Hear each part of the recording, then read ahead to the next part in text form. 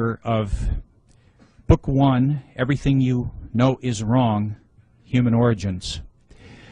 Lloyd was a presenter for us at the summer seminars this last summer, and he is one of those few, rare, extraordinary people that has been invited back to repeat.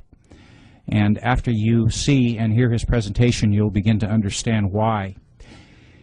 He, well, he's a friend at this point. He really is. And he's an awfully good man, and he's got a brilliant mind, and you're gonna love this presentation. He's a native of Louisiana. He is a graduate of Tulane University. He has a BS in psychology.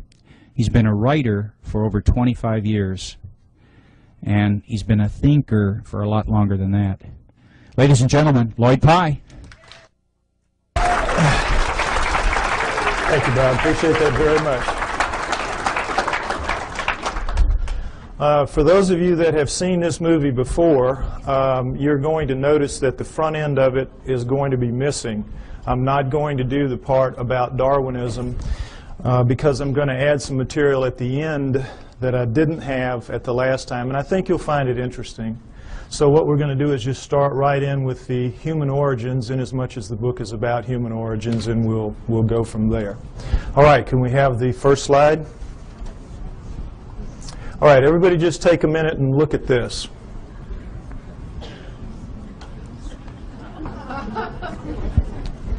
This is, wait, that's right, I don't need to do that. This is what we're all told is how we began as human beings.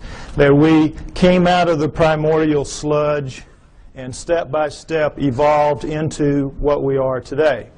Everything in that chain up to us is eat, survive, reproduce. We are, what's it all about? We have that incredible ability to say and think, what's it all about? How'd that happen? That's what this is going to be about. What we're told is, of course, that we're a natural flow of things, and that with this guy right here, we share a common bond that begins between 8 and 5 million years ago. 8 and 5 million years ago. Reason being, we know that we have upright walking primates of some kind or other at around 4 million years ago. So they just jack it back and figure if we're upright walking at 4, we probably split from a common ancestor with the down on all 4 apes between 8 and 5 million years ago. We know we were upright walking at 4 because we have proof of it at 3.5. Next slide, please.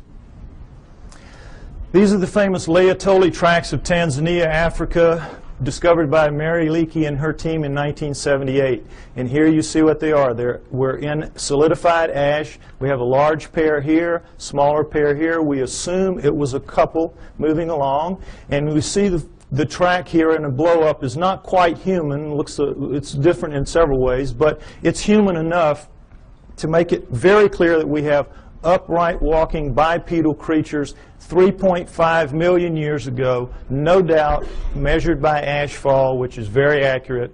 So that's why we jack it back. If we were this upright at 3.5, we had to be upright at around 4, and that's where you get your dates of 5 to 8 million years ago, the split from the common ancestor. All right, now, next slide, please. Here's the depiction of how this happened.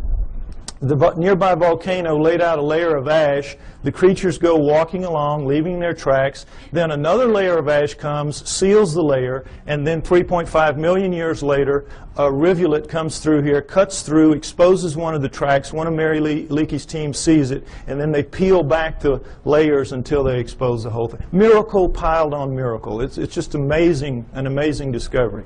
Now, the reason I show you this is I want you to notice that all pre-humans that you will see in the books, and go back and you can check, they will show you a head that looks like this one pretty much, grossly primate in its characteristics rather, because that's what the skulls of all pre-humans look like. But then they'll always stick these human bodies underneath those heads. And this is a subtle brainwashing that is performed on all of us to make us think that these are, in fact, pre-humans, because that's what they're called. That's what anthropologists call them, pre-humans. Now, you can't pretend that those heads are in any way human, so they don't, but they leave the body parts looking, amazingly human. You have the hands coming down mid-thigh, and you know, I hate to say it, but God, this looks a lot like my body right there.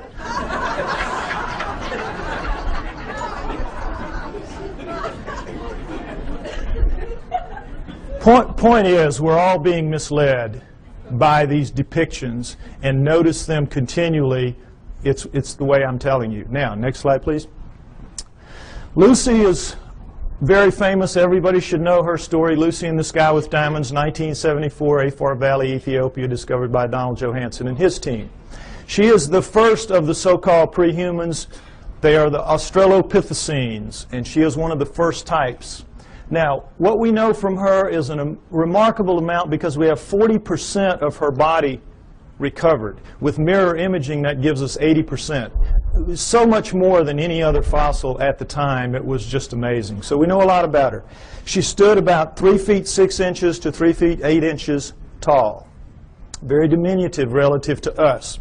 But her bones, all of her bones, are much more robust than ours. Her upper arm bone here, for example, which is much longer than ours would be if it was a human that size. This arm bone, it would end about right here. Also, it would be about that thick. So we can see she's much more robust than we are in all of her dimensions. She has the head of a chimpanzee, which we cannot tell from her skull, as you can see, but from others like her.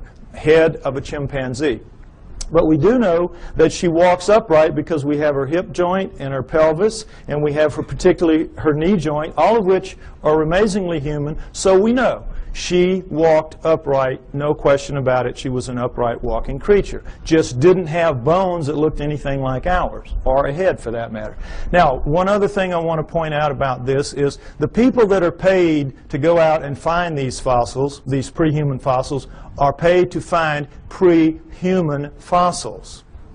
So what they do is they fudge it every way they can to make them look human, and they always have problems with the arms.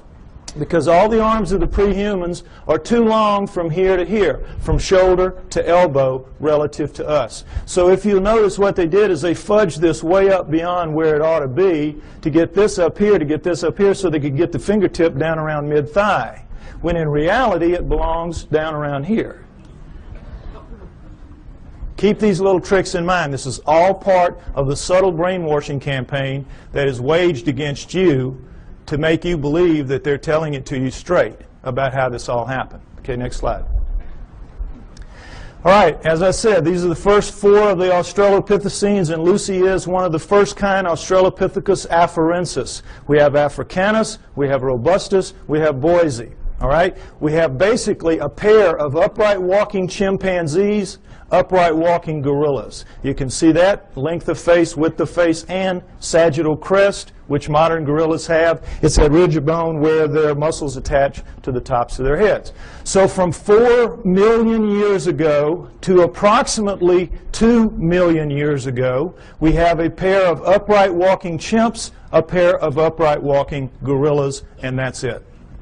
Okay? Now, at 2 million years ago, we have a transformation.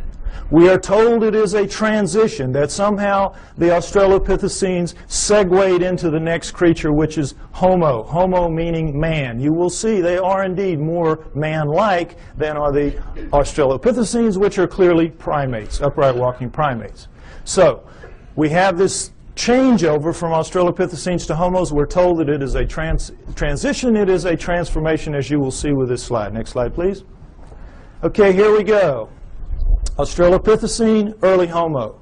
Notice, if you will, this is not a transition. This would require 20 or 30 gradual changes to get in from this to this. It is an overnight change. It is just sudden. Boom. The Homos are here. I don't mean that like it sounds. Okay, next slide. All right, the Homos are here. Here we go. The Homo habilis, Homo erectus, Homo archaic, Homo neanderthal, and then Cro-Magnon, Homo sapiens, us. Notice Neanderthal man going back and through the Australopithecines don't look anything like us. Nothing. Here we sit right here, another transition. Now remember, we had 4 million years, Australopithecines, approximately 2 million years. There's some overlap in here. And then here, 120,000 years ago only, boom, here we are. Suddenly, overnight, looking nothing like anything that has come before. The bones of all of these creatures are much thicker than ours, just like Lucy's were. And in every way, the shapes are dissimilar. They do not have, it's hard to tell looking straight on, but they have no foreheads. Their foreheads go straight back off their huge brow ridges, neither of which we have. We have nice forehead here. We have no brow ridges. Huge, round, nocturnal vision eyes. So did the Australopithecines. These are primate eyes. Primates have this kind of eye. Huge, wide nasal passages indicating a big flat nose spread across the face. We've got our little uplift of bone sticking our nose off our face. We have rectangular, small, reduced eye sockets. Very poor night vision. A dramatic change has occurred. The upper jaw sticks off the face. Ours squished in. Nothing like us. Next slide, please. Profiles show the degree of change is startling. Prognathous mouth, no chin. Prognathous mouth even more so. No chin, and then suddenly flat mouth, nice chin. Look at the change through here. Australopithecine, Homo erectus, Cro-Magnon. This is as big a leap from here to here as from here to here in anatomical terms. A light year. A light year. This is not a transition. These are transformations, despite what you are told by anthropologists. Next slide, please. Now, am I making it sound my way just because the heads go that way? No, let's look at a whole body. This is a Homo erectus called the Lake Turkana boy. Homo erectus, Lake Turkana boy. Now, notice, if you will, this guy's about 12 years old. His molars have not erupted yet. He already stands 5'8". He's going to grow to 6'6", maybe 7 feet in adulthood. We don't know how they grew. But already at 12 years old, he is a physically robust creature. Every bone in his body at 12 years old is far more robust, thicker, stronger than any bone in Arnold Schwarzenegger's body today. True. Now, why do you, notice too, if you will, the length of his upper arm. And he has some shoulder socket here, so they had to put it in the right place, so that forced them to put the fingertip pretty near where it belongs. It belongs a little bit lower, but pretty close. Now, what are bones like this all about? What's the deal here? Why are they so robust? Your bones are a function of the torque your muscles can generate. Your bones have to be able to withstand the pressure that your muscles can generate. And if not, your muscles would break your bones. So when you're looking at bones like this, you're looking at an incredibly powerful creature. What are you looking at? You're looking at primate bones, primates of the earth. This is how the primates are built. Gorillas, chimps, right on down the line. They are incredibly strong relative to us, are the primates. 5 to 10 times pound for pound. They can come, they'll come right out of the mother's womb, reach up, hands and feet, hook onto her belly, and she walks off. And they can hang on. Anybody's had a pet monkey knows what I'm talking about. Next slide. Okay, this is a chimpanzee minus its hair due to disease, so you can see the musculature in here. And the strength of these things is amazing. Amazing. You could take a male chimp like this, not a gorilla, and put it in a room with Mike Tyson. It's a battle to the death, and they both understand that. 2 or 3 minutes, this chimp is walking out. Now, he may be missing an ear or 2.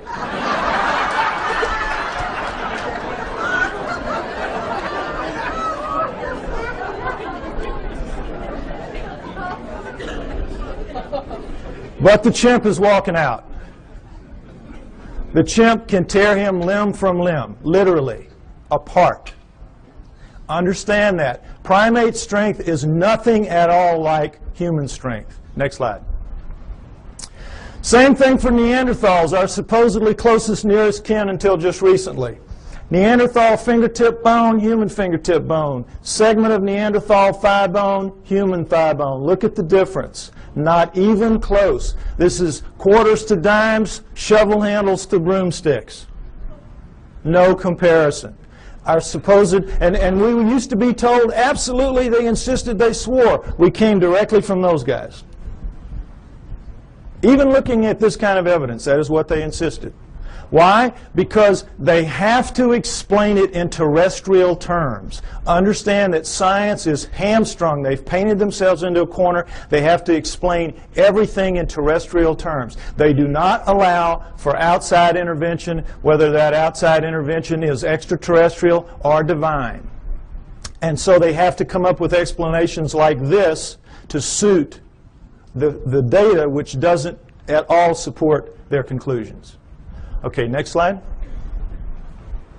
All right, here's the drawing that shows it a little more accurately what the prehumans are vis-a-vis the humans. Notice that in the drawings the hands are down pretty much where they belong relative to ours. Also notice the rib cages are the upside down funnels of primates in the prehumans as opposed to ours. What's the situation there? Well, you can't tell it very well from here, but all of the prehuman heads are stuck on their bodies like that, the way primates are. Their heads are down in on their shoulders. Only we have that elevated neck sticking our head up off of our torso. They also have that extra arm length and that extra power, and so they need a bigger fulcrum up here to wing their arms and do what they have to do. So all of that extra muscle mass plus the head torque down in there squeezes out the room, and so you're going to get that pinched off triangle that primates have. And we, with our shorter, lighter arms and lighter bones, we don't need all that muscle mass, and we got our heads sticking up, so we have a completely different rib cage. I want you to understand that. Now, the main thing to understand here is there is not a single human bone in the so-called prehuman fossil record. The main thing I want you to understand, there's not a single human bone in the so-called prehuman fossil record. And guess what? Anthropologists will not argue the point with you. An idiot can see it. An idiot can see it. All you got to do is point it out to them. Well, they know that. So they say, you're right, you're right. There's not a single human bone in the prehuman fossil record, even though we insist that these are indeed prehumans. The reason we can get away with this is because we're going to put somebody right in here that's going to show a transition between these guys, and that is the missing link, the famous missing link. You've all heard about that. This is what it is. This is the thing that's going to stand right in here and miraculously show a smooth transition from this to this. Well, I tell you what, if the missing link was here today, he would need about 20 or 30 cousins standing right beside him, showing enough gradual transition to make this plausible. You don't just get one missing link. You need dozens to make this theory work of gradual transition, the Darwinian paradigm. And they don't even have so much as a fingernail, not a fingernail, of the missing link. Which leads us to conclude that Charles Darwin is a blowed-up peckerwood.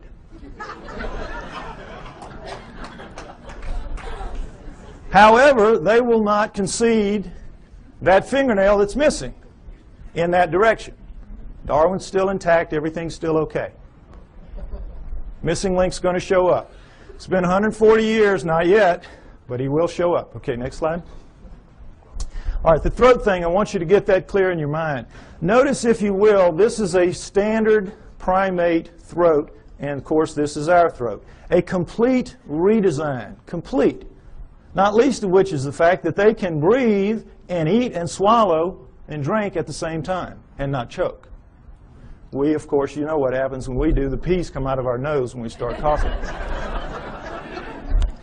Okay, so the point is that primates with this kind of throat can make tremendous amounts of noise. Anybody's been to a monkey house or, you know, at the zoo, you know what I'm talking about. Hoops, hollers, screams, howls.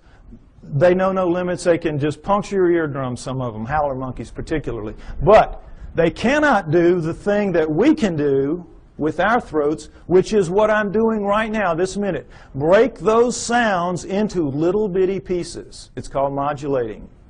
They can't modulate. They can't speak. And try as we might to teach them to speak, and we do. You know, Coco, they've been working for her, what, 20 years now?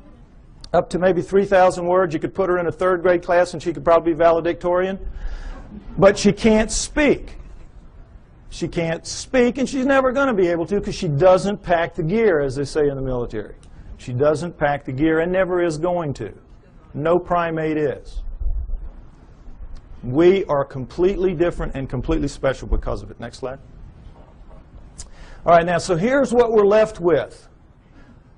This supposed smooth transition right on through from the early ones to the later ones, including this. Now, you can see, I hope, that all that's really happening here is the brains are getting bigger. And it's harder to tell because the Neanderthals and the archaics, their brains are expanding back here in what's called an occipital bund. But they're getting bigger every step of the way.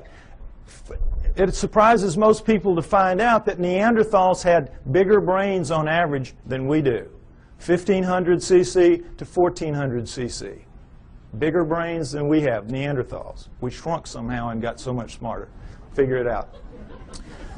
Point is that we're told that all these guys went extinct at 30,000 years ago because that's when we see the last Neanderthal. It's when we find the last Neanderthal fossil, 30,000 years ago. Okay, so they went extinct and that's it, and we're left behind. We were told for a very long time that we appeared at 30,000 years ago. That Cro-Magnon appeared right as the Neanderthals ended, so it was a real nice fit. You know, we appeared somehow, we killed them all, and that was it. Transition, we took over the lease, and that was it.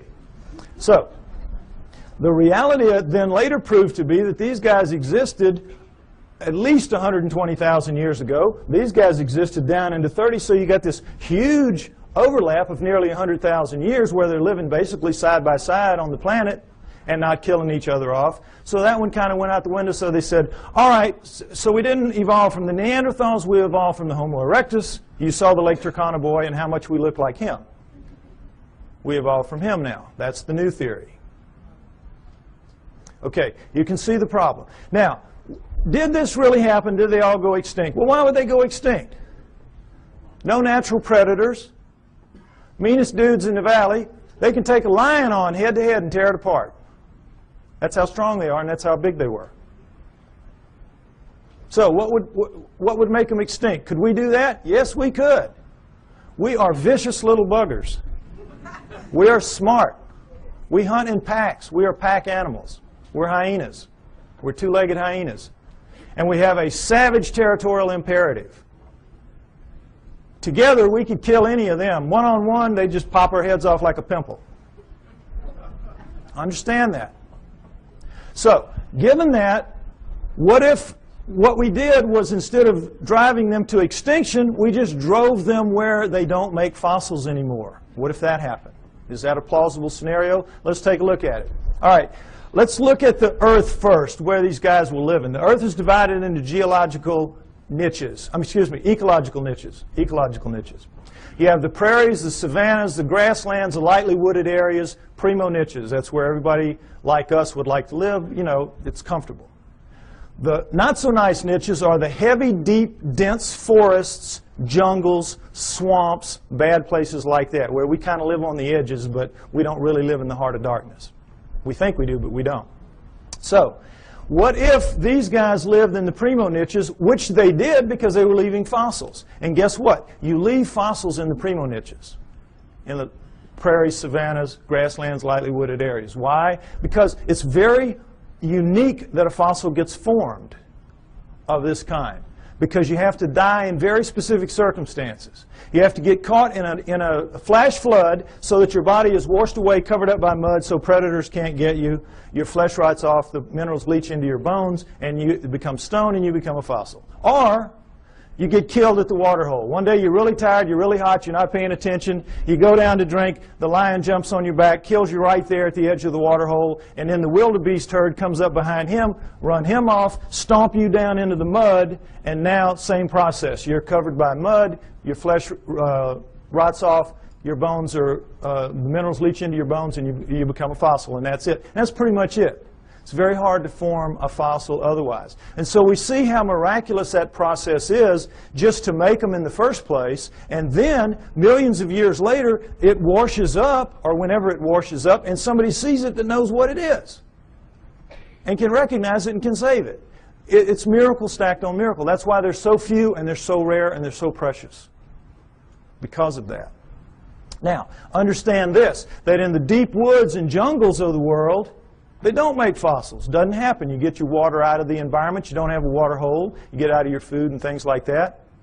It will surprise you to know that there is not, to this day, a single solitary fossilized bone of a chimpanzee in the world that we know about. They just don't make fossils. So, instead of them all going extinct, why don't we just postulate that they lived in the primo niches? This guy arrived sometime prior to 120,000 years ago when he starts leaving fossils. And he issues an eviction notice to all of these. Get out of town. We're here. We're taking over. And they do. And there'll be some skirmishes. They'll kill a few of them. And these guys, you know, they're not that stupid. They'll figure it out. These guys are bad news. We got to move. And because they're adapted to the planet, we've seen the millions of years they're here. They're adapted to this place. They can go pretty much anywhere they want to, and so they do. They just walk until we don't chase them anymore, and that's into the deep woods and the jungles of the world. And if that scenario is true, and I postulate that it is, then it would explain the hundreds and thousands of stories that we have from around the world of what? Upright walking, hair-covered creatures living in the deep forests and jungles of the world, every continent except Antarctica. The hominoids. It explains the hominoids. You with me? Okay, next slide. Let's take a look at a hominoid. Here we go. This is a statue of a Bigfoot Sasquatch type, carved Willow Creek, California. This gentleman's about 5'7". I'm 5'11". You can figure that if that thing was here, his head would be up about right here. Okay? There are 4 kinds of hominoids. 4 kinds. We know of 2 in the West primarily. Sasquatch, Bigfoot, this kind. Abominable snowman, Yeti. And then there are 2 other kinds that are dominant in other parts of the world that we don't know very much about. The Almas and the Agagwis. Okay, now we're going to go over them. They're pretty much the same, except for size. All right, the Bigfoot Sasquatch kind, as you see, 7 to 10 feet tall, 700 to 1,000 pounds on average. The giants, the big ones, the ones you hear the most about. The abominable snowman Yeti, man-sized, 5 to 7 feet tall, 300 to 600 pounds, lives exclusively in the Himalayan ranges as far as we know. Taken together, those 5 ranges are as big as the United States, plenty of room to roam, but they are not on all continents. The Bigfoot Sasquatch kind is. The third kind, Almas. The Almas. They are found primarily in the mountains of southern Russia and western China, the Pamirs and the Caucasus, and the Altais and the Tian Shans. But they are also elsewhere in the world, including in the United States. Man-sized again, 5 to 7 feet tall, 300 to 600 pounds. Fourth kind, the Agagwis, about 4 feet tall, weigh about 200 pounds, the pygmies of the group. All right? Now, you might remember, ironically, there were 4 Australopithecines, 4 early Homos, and what a surprise, there are 4 types, basic types of hominoids. Interesting, isn't it? Now, what they are is this. The Bigfoot Sasquatch kind live in what is called lower montane forests. Now, in mountainous terrain that are covered by trees, and if you've done any flying in the Pacific Northwest, you know what I'm talking about. The lower trees are called lower montane. As you go up, you get into upper montane. The Bigfoot Sasquatch lives in the lower montane. The abominable snowman lives in the upper montane forests of the Himalayas. You get the idea, abominable snowman, he lives up in the snow. Nobody lives in the snow. There's nothing to eat there. They live in the upper valleys, and you see them occasionally as they cross from one valley to the other by going over a mountain, the snow part of it. Okay, now the Almas also live in the lower montanes, but they're more flexible. They also seem to be the smartest, and this is not to say they're anything like us. They're just very smart animals. The Almas are. I think they're going to prove out to be living Neanderthals. The evidence is strong that the Almas are living Neanderthals. Okay? The Agogwes, the fourth kind, the pygmy kind, live in the jungles of the world. That jungle band that goes through South America, Central Africa, and Indonesia. That area. They, of the four, have reddish, russet-colored hair, like orangutans, which also live exclusively in jungles around the world. The others have dark browns and blacks, their body hair, covered with hair. Whenever anyone sees them, their characteristics are described consistently the same. Wherever in the world, whatever kind we're looking at, when the person sees it, and frequently this is some very, very isolated native who doesn't even know that the rest of the world is out there, much less that these things are seen on other continents. And when they describe them, they always describe them the same way. They say, no forehead, huge brow ridges, big round deep-set eyes, big flat nose, although this one isn't so big, but big flat nose up against their face, mouth sticking off their face, no chin, head tucked down into their torso, very long arms dangling around their knees, very thick, muscular, robust bodies, and covered with hair from head to toe. Now, take away the hair, and what did I just describe to you to a T? The pre-humans. Am I right? You saw the skeletons. You saw the bones. The pre-humans. What does this lead us to believe? The pre-humans are the hominoids. The hominoids are the pre-humans. The pre-humans are the pre-hominoids. It's their ancestors, not ours. It's clear to anybody that will look at the evidence. The so-called pre-humans are, in fact, pre-hominoids. Now, it's easy for me to stand up here and say this. What's the proof? Well, let's start right here with their feet. They leave tracks.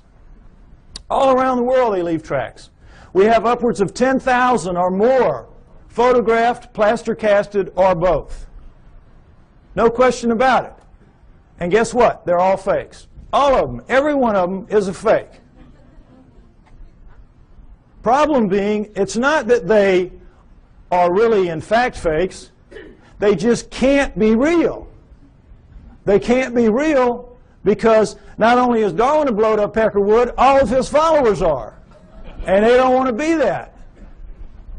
So these cannot be real, even though they are. Now, is it possible that they could all be fakes? All these tracks could be fakes? Could they fool everybody? No. Why? Because we know a lot about it. Let's take a look. There's a science called ichnology. And what an ichnologist does is he studies the tracks left in fossils by creatures going millions of years back. Show them a fossil, they can look at a print or a track or anything, they can tell you what made it. There's a whole science to it. If you go back into prehistory, all of our primitive tribes, the one thing you had to pass on to your children was how to read the tracks in the area and know what they were, so that they could feed their family out of the environment and so they could keep from feeding some wild animal's family. Very important. If you took everything we knew about, remember Tonto and those Indians, boy, they could just smell a track and tell you 20 things about what made it. We know about tracks. And this is two of the basic things we know. That when any living fleshy foot, like a human foot or a hominoid foot or even a camel pad, it doesn't matter, makes a track, puts a track down, the subtle interaction of bones in the foot, in our case it's 26 bones, 33 joints, dozens of muscles, ligaments, and tendons, makes a very subtle movement and lays it down in a very specific way from the midline out. And so it leaves a distinctive print with little lines in here called compression lines. Next slide. When you do it with a fake foot, you don't get that subtlety of movement because there's no sequential parts to a fake foot. If you're missing a foot and you need a prosthesis, you're going to get just a dull, stiff foot. We cannot duplicate anything even close to it. Anything even close to a real foot. So whether this is plaster or rubber or plastic or wood, it doesn't matter. If you're making a fake foot, it's going to be of a piece, and so when you put it down into the medium, you have to stamp it or press it as a whole, and in doing so, you get a very distinctive look to that, and it's a little ridge here with cracks on the top and the outside that's an impact ridge. So we have compression lines and impact ridges. Now, I can give this little lesson to a class of first graders, lay down a bunch of tracks here, real and fake, give them a magnifying glass, and they will not miss one. They will not miss one. Now, forest rangers that make their living out telling you, bear, elk, zebra, it doesn't matter. Whatever it is, they can tell you what it is. And no anthropologist will question their expertise. But if they see a hominoid track and they say, oh, boy, that looks real to me too, the anthropologist say, well, you don't know what you're talking about there. You don't know what you're talking about there. That one's fake. You're wrong there. See how absurd it is? And for the most part, you believe it because you don't expect them to lie to you. You don't expect them to have an agenda that they're maintaining. But they do, and keep it in mind. Okay, next slide. All right, this is the way a human foot works. Looks and works. This is, of course, a good foot, not a flat foot. This is a typical human foot with an arch. When we come down on our heel, we have to swing our momentum around the arch, then cut it over into the ball, which will regenerate some of the lost momentum, and then we come out thrusting off of our big toe. That's how we walk. Our smaller toes pull up and act as balancers. If you notice your feet tonight when you walk around, notice how that works. Your big toe will go down, your other toes will pull up, and it will leave in making a medium, an undisturbed ridge of medium here, in making a track rather, an undisturbed ridge of medium right here, but this, of course, will be squashed. Very distinctive print, no question about it. Now, guess what? We walk badly, badly. When you do time and motion studies of us walking, we're keeling around as we're swinging our momentum through our feet. We're locking our knees. We're basically throwing ourselves through our hips. That's why our joints wear out as we age. Our knees and our hips. We're using them badly. We walk badly. Whoever designed us needed to go back to the drawing board a couple of times more. They got lazy. It was a mistake. Okay, with that in mind, next slide. Let's take a look at a hominoid track, typical hominoid track. This is Bigfoot, 16 inches long, but taken in that really nice powdery dirt you get at the end of a hot summer, so it's a very clear, distinct print. Notice, if you will, the differences. We have a midline about right here, ankle shifted very far forward, heel extended back here and very much widened, forefoot shortened very much and widened, all 5 toes looking about the same shape, ironically, square, and all 5 toes acting as balancers, because you have medium all the way through here. So you're getting the forefoot thrust coming out completely of the ball area, which is dented in, and it's like a 2-part motion, sort of. So they have a completely different foot. It's a completely redesigned foot. Why? Completely redesigned creature. Much bulkier, much heavier, much denser, much more robust. So you need a different kind of foot. No arch is going to support that kind of weight, so you have no arch. Now, the funny thing about most real, quote, fake tracks is that the local yokels who make them make big human footprints and go out stamping those around. So, you know, immediately, they don't even have sense enough to know you got to do it, make a completely different foot.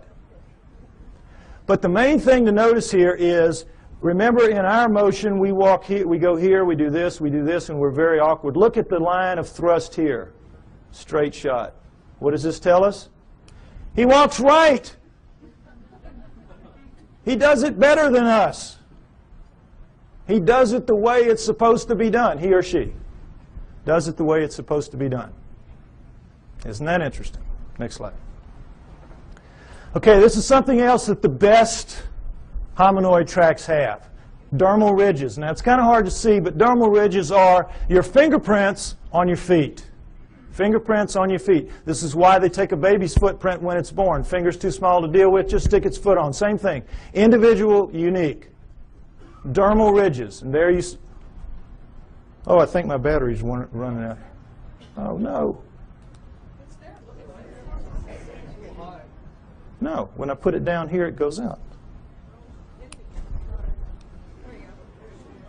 I may need a replacement part here if anybody's got one. Yeah, I know, but I think it's just because I shook the battery a little bit. All right, anyway, point is that whoever's faking these things out around the world, thousands of them, is taking the trouble to make articulating feet that if they would just put on the market, they could make a fortune in the prosthetics industry.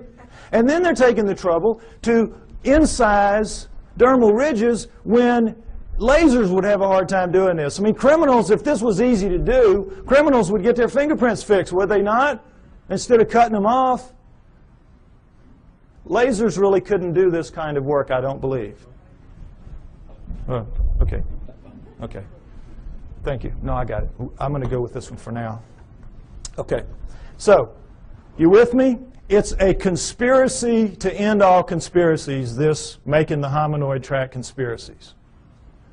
And what I'm trying to get you to see is that is in fact absurdity piled on absurdity that they're asking you to believe. And again, for the most part, you do believe that. Most people who came in here today probably believed everything that the tabloids have to say about the hominoids. Problem being, if the hominoids are real, what does it mean? We are off the flowchart of natural life on Earth, and they don't want that to happen. Neither science nor religion. So in this instance, they hold hands and walk down the path together. Okay, next slide. All right, check this again. Comparison, Bigfoot track, plaster cast, human foot, just to get this in shape in your mind again. Next slide. All right, another pair of hominoid tracks, as you can see. These are so grungy looking on the soles because they were taken out of clay as opposed to dirt, as you saw earlier. But in every other way, they're hominoid tracks, are they not? We found, they're found together, so we assume it's a male and a female, like the two that we saw walking along at the Laetoli tracks. Right? Would everybody agree? This is as hominoid as it gets, right? Wrong! Guess what these are? Neanderthals. These are Neanderthal tracks, absolutely and without doubt. Toriano, Italy, a cave 30,000 years ago, Neanderthal artifacts all over the place. Neanderthals. Bona fide. Now, what does this tell us? It tells us that the Neanderthals, for sure, are hominoids because they got hominoid feet stuck on them. Plus, they got hominoid heads stuck, as you saw from the skulls. Furthermore, we can assume, I think, fairly, that every one of the ones we saw earlier, all the way back to Lucy, 4 million years worth, had feet just like this and were, in fact, hominoids. The track you saw at Laetoli, remember the one down in the corner? It looked a heck of a lot like that, didn't it? The hominoids are the prehumans. That's the point I keep trying to make. Now, I'm extrapolating a little bit here. I'm taking a little risk because we don't have the feet nor the prints of any other prehuman. We just have to go with logic.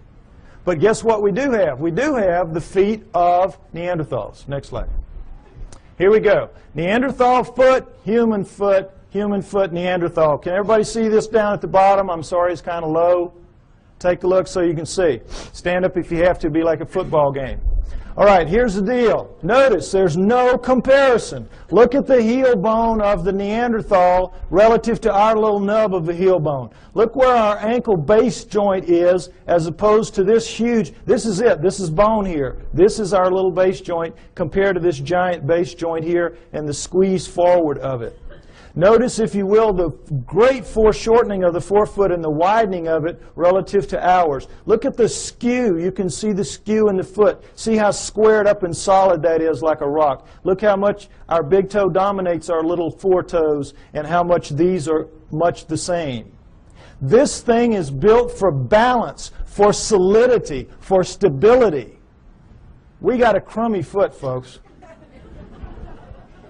Crummy foot and a crummy walk. We ought to complain to the boss about this.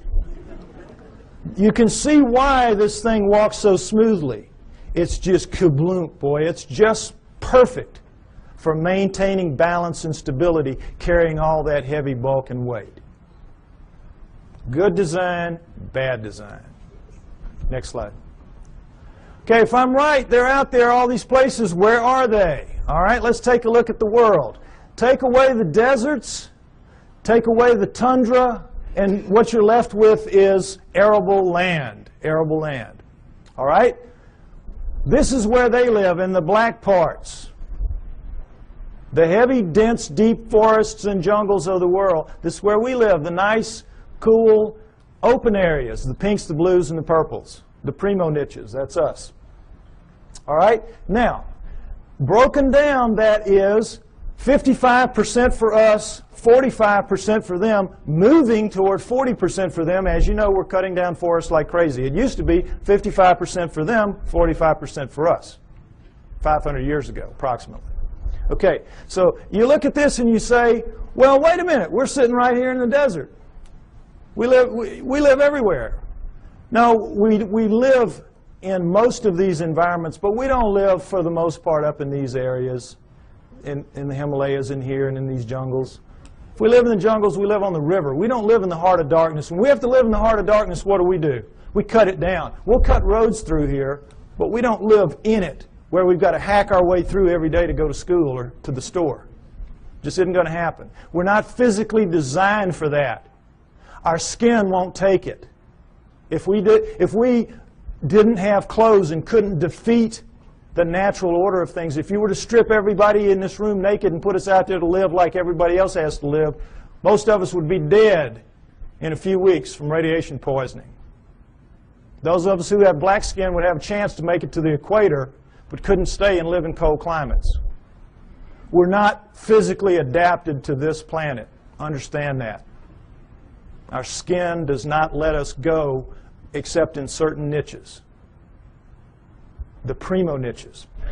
So, understand too that we think we live in every one of the nooks and crannies out there. We are masters of all we survey. That's what we're told all the time. We're humans. We're masters of all we survey. We do not even survey all that we claim to be masters of. It will surprise you to know that of the United States alone, fully 25%, 1/4, has never once been foot surveyed, because it's just too hard to get in there and do the work. We survey from the air those areas.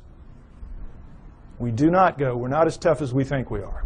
Now, also understand that the hominoids are not just restricted to these areas. They move wherever there are forests. These are their real stomping grounds. But they go anywhere that there are forests. They use forests like highways because they are migratory animals. They migrate. They do not hibernate. They move with the seasons, and they use forests as their highways. As they live in the forests, they do a split shift with the bears. Bears work the day shift, they work the night shift. It is. It's how it works. Also understand that of the 5,000 quality sightings that we have in the United States and Canada, now I'm not talking just, skimpy ones. I'm talking good quality sightings, 5,000 in the last 50 years, half have been east of the Mississippi River. Every state has them, except possibly Nevada, maybe the mountains north. We have them in Louisiana, down in the swamps, the little one. It's called Rougarou. When I was a little boy growing up, don't you get too far from the house, Rougarou will get you. The little red man of the woods, the booger man, boogeyman. Excuse me, booger man, right. Slip of the tongue. Anyway, Florida has the skunk ape. New Jersey has the Jersey Devils. Arkansas, everywhere has them. I bet you every one of you have heard stories about this from your state. They're everywhere. And it's the same around the world. They share the planet with us. Okay, next slide. So, you say to me, well, okay, by George, we're humans. Why don't we just go out there and get one? Even so, we can do anything. Why don't we just mount up and go get one if there's so many of them out there? All right, panda is a perfect example of what the problem is. The panda was last century's hominoids. Rumors would come out of China of this black and white bear that ate bamboo. And, of course, every PhD in the world sitting behind his little desk does not even have to get his fanny up out of the chair to say, well, forget that. We know they have black bears. We know they have brown bears. We know they have white bears. But they're all carnivores. No vegetarian bears. You kidding us? Ridiculous. And then in 1869, a French naturalist goes to Sichuan province, China, and sees the hide of a freshly killed one hanging on the wall, and he knows they're real. So every zoo and museum mounts up the expeditions that you would like to see mounted up today to go out to find the next panda and bring it in. Serious. Now we're talking Sichuan province, an area the size of the state of Arizona, very mountainous, hilly terrain, difficult terrain, covered with bamboo rather than woods, but in every other respect, like the environment that hominoids will be found in. How long do you think it took those teams? And this is back in the 1800s where people really knew their way around the woods. How long do you think it took? 60 years. And quit giving away my punchlines. Don't do that anymore. 60 years. 60 years. Those of you who've seen the movie, do not give away the punchlines. Okay. Now, it sounds like a gross exaggeration, and it is. They only looked for about 30 years. This is where Ivy made the mistake. They only looked for about 30 years, and then they gave it up. And they said it has to be extinct now. And then 30 years later, Teddy Roosevelt's sons are out there doing some sport hunting, and they kill one. Okay? So then they mounted up again, knowing that it's for real now. And because they had learned so much in the interim, they began to get them. And over the next 20 years, they brought in 6. And we have the panda craze, that we have today. But even to this day, they're extremely difficult to go out into the wilds of Sichuan province, China, and bring in a wild panda. Now, what is the panda doing that makes it so difficult to get one? Well, as you can see, it's very brightly colored and stands out very distinctively against its green background. It lives during the day. It eats a very restricted diet, bamboo. It's very slow-moving. You see them move in zoos. They're stupid as a bag of hammers. They can't even reproduce in zoos. Can't even find each other or figure it out. I mean, how stupid do you have to be? Anyway, the point is, they're not doing anything. They're living their lives, and the problem lies with us. We can't hack it in their world very easily. We think we're masters again of the world. We're not. We're not. And where they live is where the hominoids live. And the hominoids are bigger, faster, stronger, operate at night, eat anything in their world. They can hear better, see better, and I'm absolutely sure think better than we can. We're not going to just mount up and go get one because we've tried it many times and it hasn't worked. We're only going to see them by accident, encounter them by accident. And that's when it happens, and it happens a lot. We have good evidence on record of these encounters. Next slide. We're going to go over a few. The famous Patterson film, Roger Patterson took a film of a female hominoid walking along a creek bank in 1967, October. You all saw this, well, not all, but some of you saw this recently on a television program called World's Greatest Hoaxes. All right? That itself was a hoax. That program was a hoax. I wrote a long email about this, and it's on my site if you'd like to read it, www.lloydpie.com. It's a defense of the Patterson film showing what they did not talk about in that program, trying to make this film look like a hoax and pick on it, as people will do occasionally. There's no doubt that this is a bona fide film for a number of reasons we're going to go over. All right. First of all, it was a bright sunny day, as you can see. What happened was the sun was shining such that it was glinting off of her shoulder and thigh as she walked, and you could see her muscles rippling in her shoulder, in her thigh as she walks.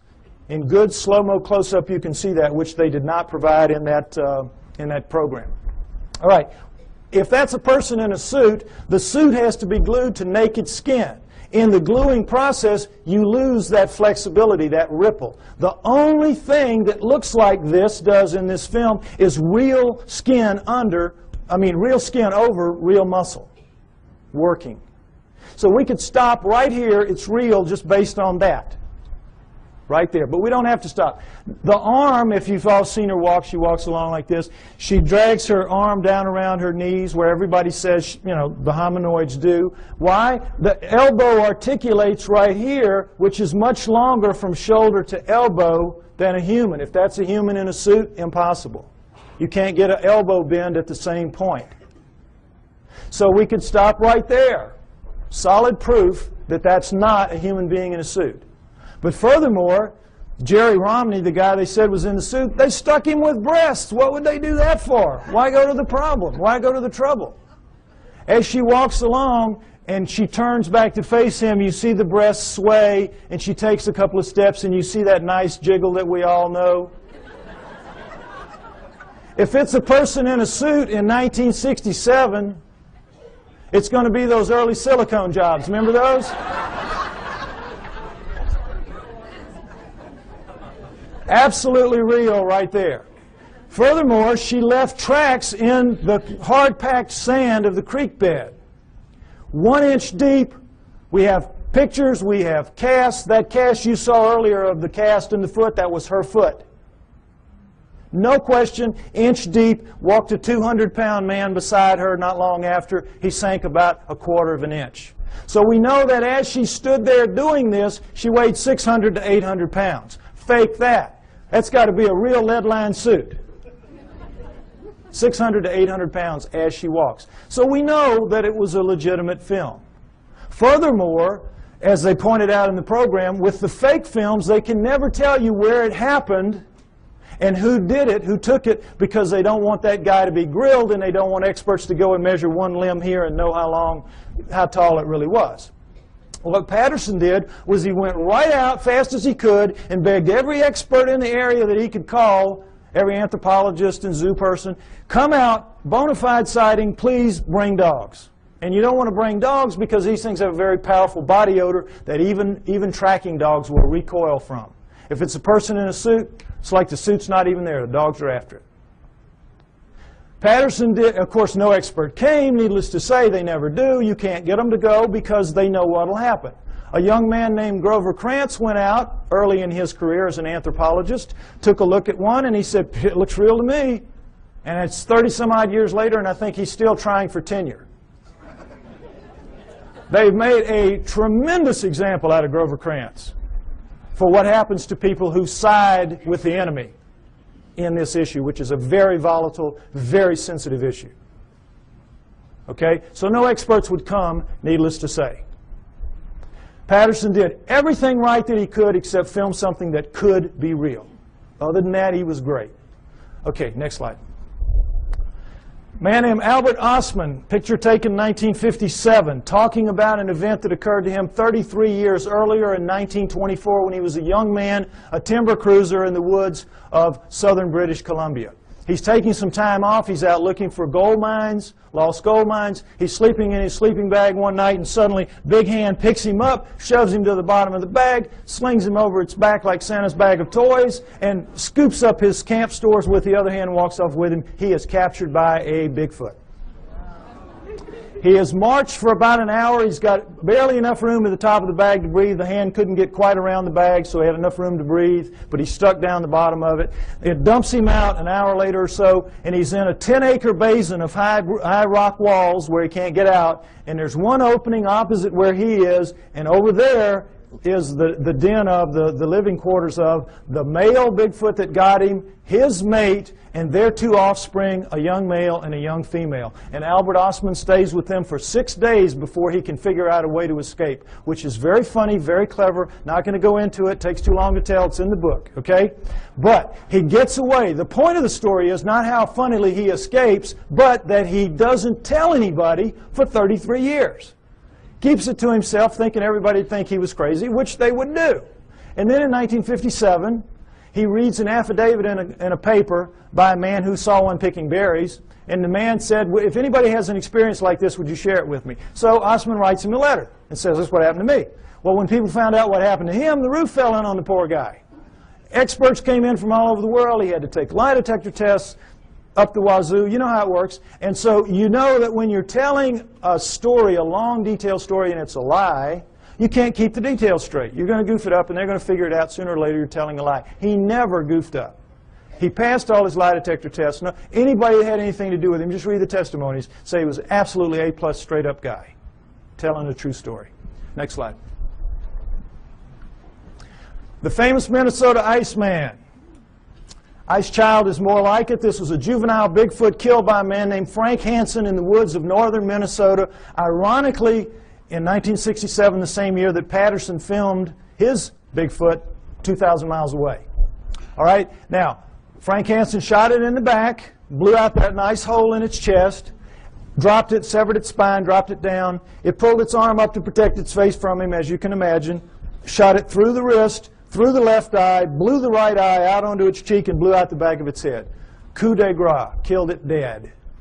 At that moment, 1967, Frank Hansen could have changed history. He could have taken this thing, crammed it down the throats of science, and we would not be having this discussion today. We would all accept hominoids as a reality from that point forward. No problem. But Frank Hansen was not that kind of man. The kind of man he was, he saw the opportunity. He bought a 7-foot floor freezer. He threw the body in there. He filled it up with water. He froze it. He put a piece of plate glass over it, and he took it around to shopping malls and county fairs for about 12 years, from about 1978 to, about 1968 to about 1980. Did anybody here besides me see it when it was out? There's always people that saw it. Okay, so they can tell you that it was the real deal. Okay. Now, what you saw if you went and paid your buck to see it was this thing laid out, and you could see it's kind of snowy, milky ice right here, but where you could see it was like glass. It was like air. It was clear. You know how ice can be. So, you could see very clearly that this was an ex-living dead thing laying in front of you. But don't take my word for it. Take the word of a man named Ivan Sanderson. When Frank Hansen was trying to get publicity for this, he allowed Ivan Sanderson, a true zoologist and a great cryptozoologist, to study this thing for 3 full days. Very powerful lights, the whole works. And Sanderson wrote this tremendously detailed technical report about it, much of which I quote in the book. You read that, you will know the man knew what he was looking at from a technical zoology standpoint. I'm looking at it just with layman's eyes when I'm a young man, but they're perfect eyes, astronaut eyes. So I'll tell you what I saw. What you could see, what anybody could see, because the knees were almost to the top of the glass, is that every hair, you know how hair floats in water? This is not our hair. This is primate hair, 2 to 3 inches long. It's sticking off. It's like a pincushion off its body. You can see right down to its skin wherever you look.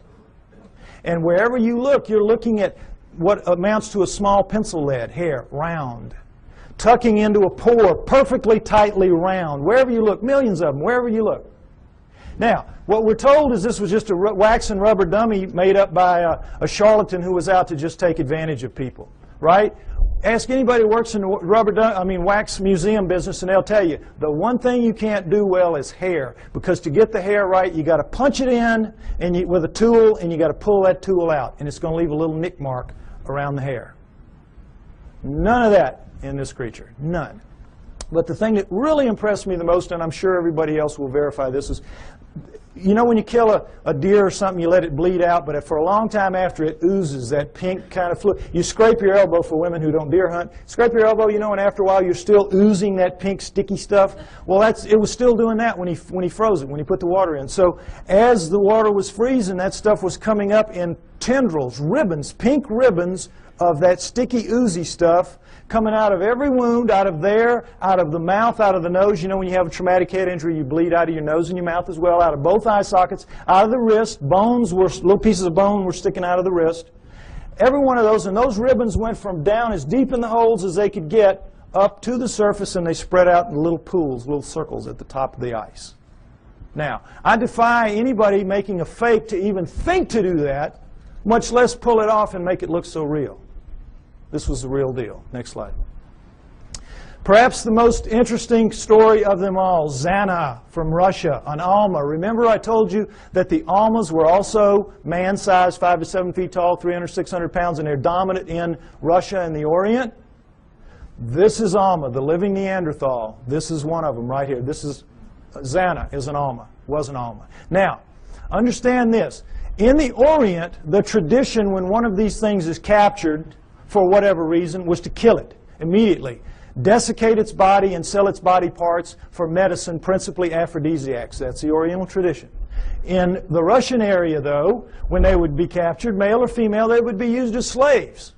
Physical slaves, held, spirits broken in these primitive villages where they would be, and they would be used to carry wood, fetch water, do the haying, all the heavy work nobody really wants to do. Make the slave do it. And so that became their fate.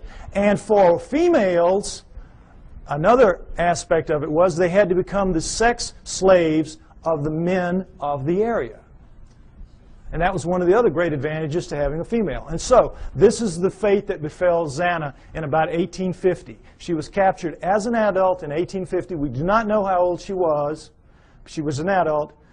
She was taken to the village of Takina, where they kept her in a hole for about 3 years until her spirit was broken enough to let her wander around. She was dependent on them for food, and then they began to train her to fetch wood, fetch water, do the things that she had to do. And she became like the village pet for 40 years. She died in 1890. Now, how do we know this? Because in the Orient and Russia, they don't have the same tradition that we have. They're very old countries. They've been living with this for a very long time, for centuries. They know they're real. They send researchers out taking information about it. They send teams out trying to find them, or they used to when Russia had money. They don't now. But this was done in the mid-1970s. Excuse me, I'm sorry, mid-1960s. This research was done in the mid-60s.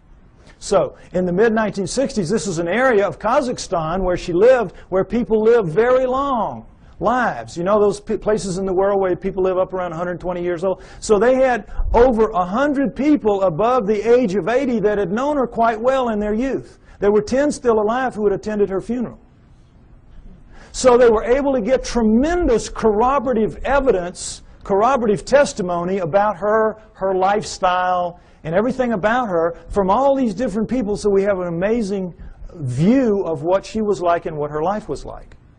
Again, a lot of which I go over in the book. But the main thing is that she never learned to speak, but she learned the language. They could talk to her and she'd know what they meant.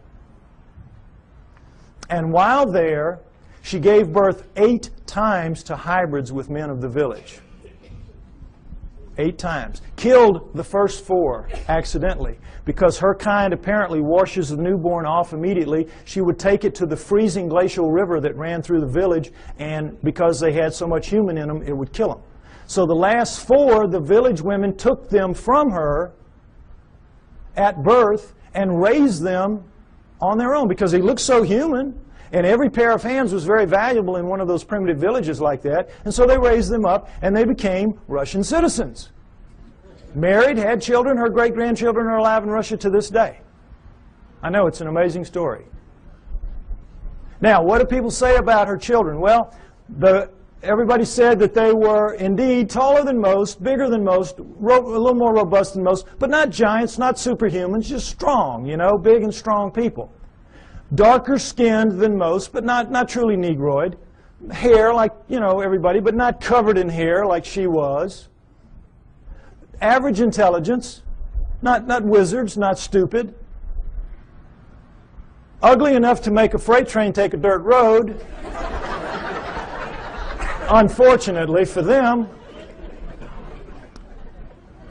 But they could speak. That's the key. They could all speak. They had very high-pitched voices, but they could speak, which allowed them to integrate into the community as humans, even though they were clearly not quite humans. So the researchers were real excited to get all this information. It's like, wow. And they knew where she was buried. She was buried in the village cemetery. Unfortunately, this is a Muslim area. They don't mark gravestones there. So they knew she was in the village cemetery, which had existed for centuries, and they couldn't say just where, because of the 10 people that were alive. They all had different memories of where it had been. Who knew that 70, 80 years later somebody was going to care? So they couldn't decide. They couldn't, and they would have had to bulldoze the whole thing. The village wouldn't let them do that.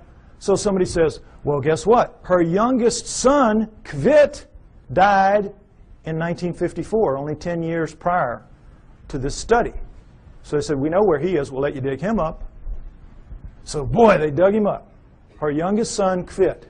Now, before we look at his skull, I want to say again, remember, Neanderthals had bigger brains than we did, and they carry them, or we do rather, they carry them in a bun in the back of their head called the occipital bun. All right, let's take a look at Kvit's skull. Here you go, right here. Notice, if you will, that's a remnant of an occipital bun right there. Notice how much of a forehead he doesn't have. Look at the size of these brow ridges. Look at that eye socket. Is it starting to look familiar? Look at the size of that nasal passage. Look at the size of these teeth. Look at the size of that jawbone. Look at the size of the cheekbone. But look at that chin. Allows him to speak. This is an ugly dude, kids. This is a Neanderthal, basically. This is a guy you do not want to meet in a dark alley. Now, what, of course, anthropologists say is that he is an extreme variation on the human norm. An extreme, real extreme variation on the human norm. But that's how they explain it. Okay, I ask you to take my word for it. Hominoids are real. They live with us today. They have always lived with us. It is their planet. They are the native, indigenous, upright walking primate of planet Earth. There was a split somewhere between the down on all four primates and the up on 2 feet primates, but we're not the one. The pre-humans are the pre-hominoids. Go with me on that. Now, if you do, what it means is, as I said earlier, we human beings do not have a place in the natural scheme of life on Earth.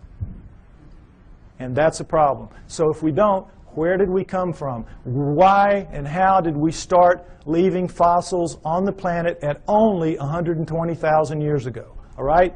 Unlike Alan, the speaker you saw earlier, and perhaps unlike some of the others you might hear later, I have my own opinion. I don't necessarily agree with him. You're here to evaluate what we say and decide on what you believe. I am a pro-Sitchin person, as you will see. Okay? I have studied, and in Part 4 of my book, I base Part 4 on the writings of Zechariah Sitchin and the ancient Sumerians, because, next slide, I believe that the answer to where we came from is, in fact, going to be found in Sumer. Ancient Sumer. Modern-day Iraq, Tigris-Euphrates River, Zagros Mountains, the Fertile Crescent.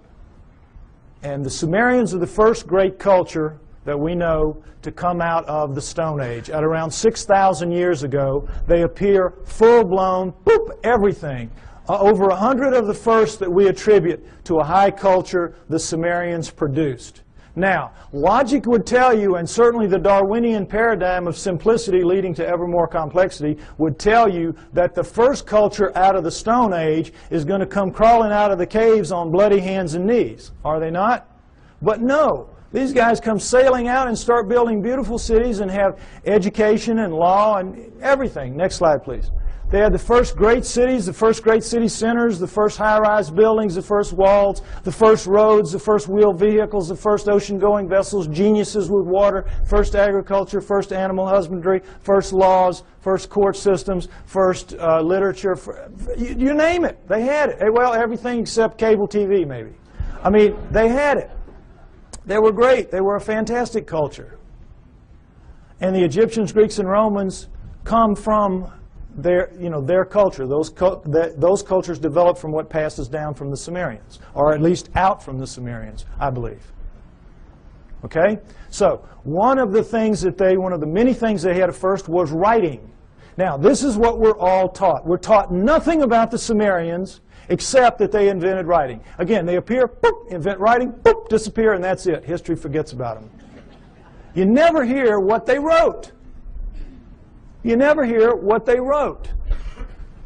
And you never hear how sophisticated they were because, again, it doesn't fit that paradigm. It's easier to just start with the Egyptians, Greeks, and Romans and move on from there. Okay?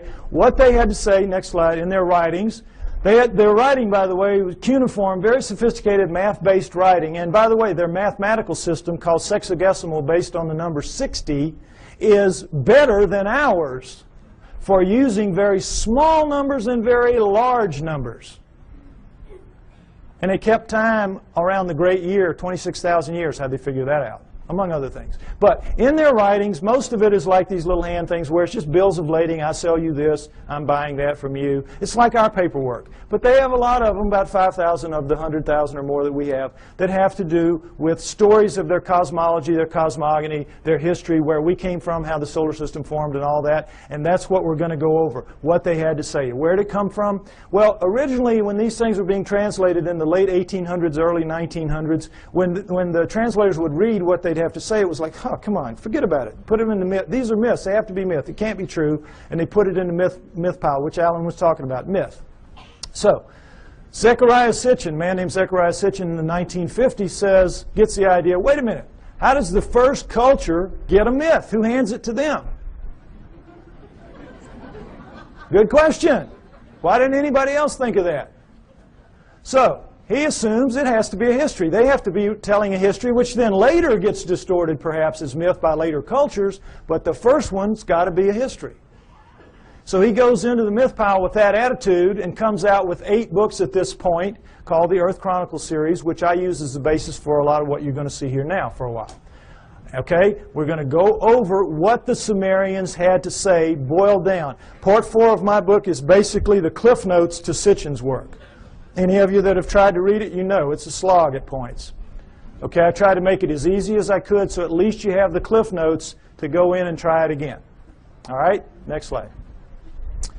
Here's what they say, that originally as the solar system was forming, there was the Sun, Mercury, Venus, Mars, and a big planet called Tiamat, right where the asteroid belt is now. And if you know about Bode's law, there's supposed to be planets at certain places of a certain size, and it all fits reasonably well except for the asteroid belt where there should be a planet, and there isn't. But there was Tiamat then, Jupiter, Saturn, Pluto as a moon of Saturn, Uranus, Neptune, and into that forming solar system at around 4 billion years ago, which we extrapolate and assume because all of them were still very plasmid, still very much lava-ish, able to pull moons out of themselves. And we know that the solar system formed at around 4.6 billion years ago. So at around 4 billion years ago would have been the time approximately when this would have happened. Okay. Nibiru comes in, and as it's a stray planet like the one we saw a few months ago being slung out of the binary star system on the news. We all saw that. Probably something like that. It's captured by the gravitational pull of the large outer planets, swung around the sun, captured by the sun, and is caught in an elliptical orbit like a comet, moving clockwise as opposed to the counterclockwise circles of the other planets. Well, as you can see, there's the capacity for real problems here with one going one way and one going the other. And in the second time around, Nibiru collides head-on with Tiamat at planetary speeds. This is a collision. Okay? Next slide. This whole thing now is described in the great Sumerian epic of creation called the Enuma Elish, which is 6 tablets of action, 1 tablet of summation, which is taken to be by many people the basis for the 6 days of creation and the 1 day of rest. Because much of the Old Testament is a direct come down from the Sumerians. And if you know the Sumerian history and you read your Sitchin, you will know that, or my stuff, you will see that that is the case. Now, in that great epic of creation, the Enuma Elish, six of the major puzzles of modern astronomy and Earth geology are, I think, plausibly answered. You heard Alan's interpretation of some of it. I'm going to give you mine and give you the basic Sitchin explanation. Okay? What they say is that in the collision, Nibiru slams into Tiamat. It is a little more held together. It's older, and so it is coalesced more. It holds together. Tiamat is shattered in two, blown apart, torn in half. And that the lighter outer crust, the crust with the water on it, is scattered in all directions. Boom. Just an explosion, the lighter crust, and goes off with the water. Now, one of the great mysteries of modern-day astronomy is comets. Comets make no sense for this reason. They come from all over the place. In a linear universe, when, you know, the great ball of a primordial cloud of dust and gas swirling around flattens out into a pancake to make the solar system, that's the ecliptic.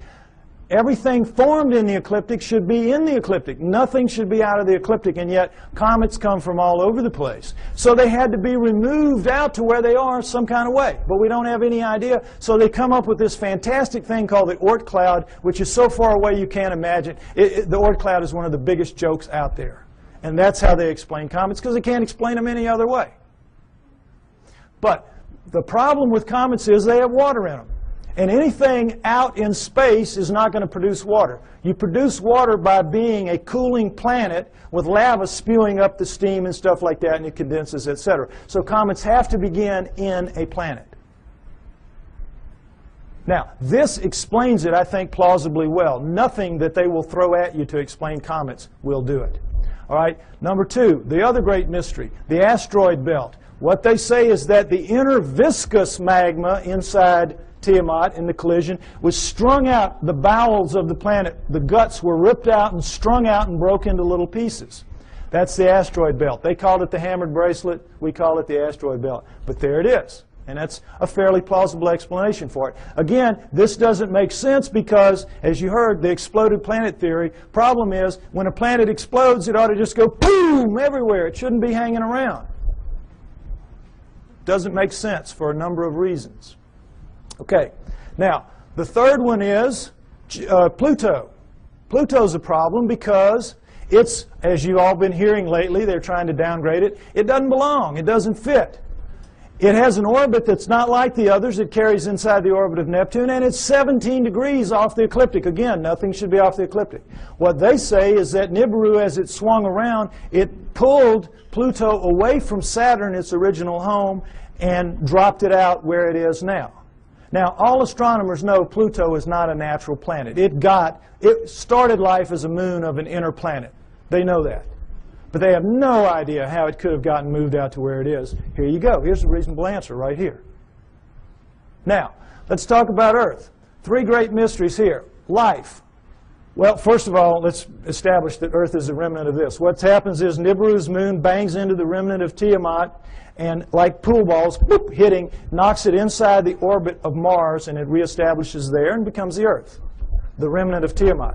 Now, Earth has one great mystery is life. How did life come to be? Life appears, despite what you're told about the lightning bolt into the primordial soup and all that, forget it. That's just a joke. That's just a fantasy fairy tale to tell people that don't want to know the truth and to tell kids in school. That's what they're teaching to this day. We know very well that the first forms of life to appear on Earth appear suddenly. They're very sophisticated bacteria, prokaryotic bacteria, and there's not one, there's two kinds, and they appear at around 4 billion years ago.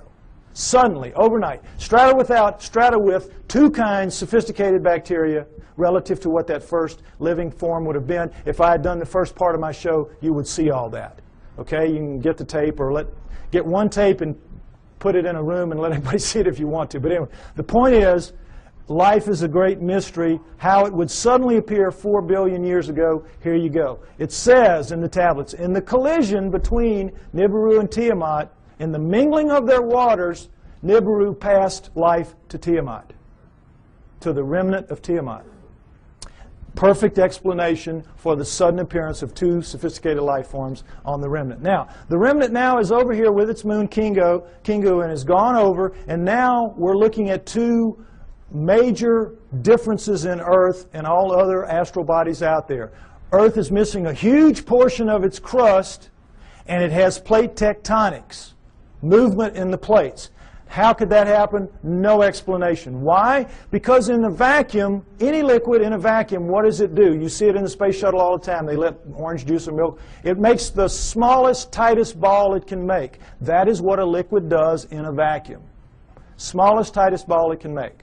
Now, that is what all the other astral bodies have done. They don't have plate tectonics. There's nowhere for the plates to go. They're as tight as they can be. Where do plate tectonics come from? In the collision, the backside of Tiamat is cracked like an eggshell. Cracked like an eggshell. There are the plates. There are the plates. And when the missing crust, of course, is when the half is there. It's still viscous. It's still magma. So what's it going to do? It's going to tighten itself down into a new ball, much smaller than the old one had been. And what's going to happen? It's going to have a big chunk gone, a big missing piece of itself, a big hole in itself, in its skin. And so that scar is going to break up into pieces as the plates move around, and we have the plate tectonics and we have the missing surface that we know about today. Next slide, please. And we'll take a look at just a representation of what it looks like with the water gone. Not to scale, of course, but you get the idea. This is not like any other planet or moon out there. Something happened.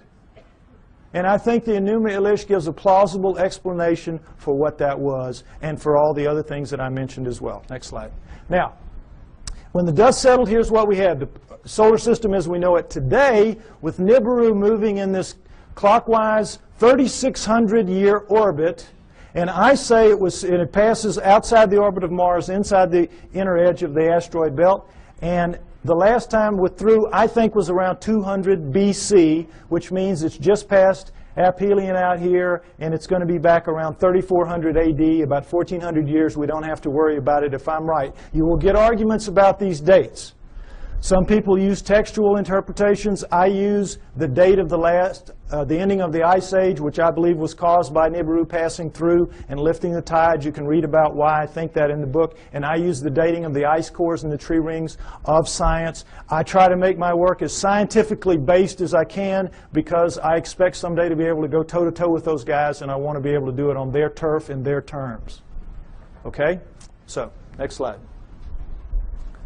All right. This is some of the proof for that story that you've just heard, and it starts with cylinder seals. And I just want you to see what a cylinder seal is.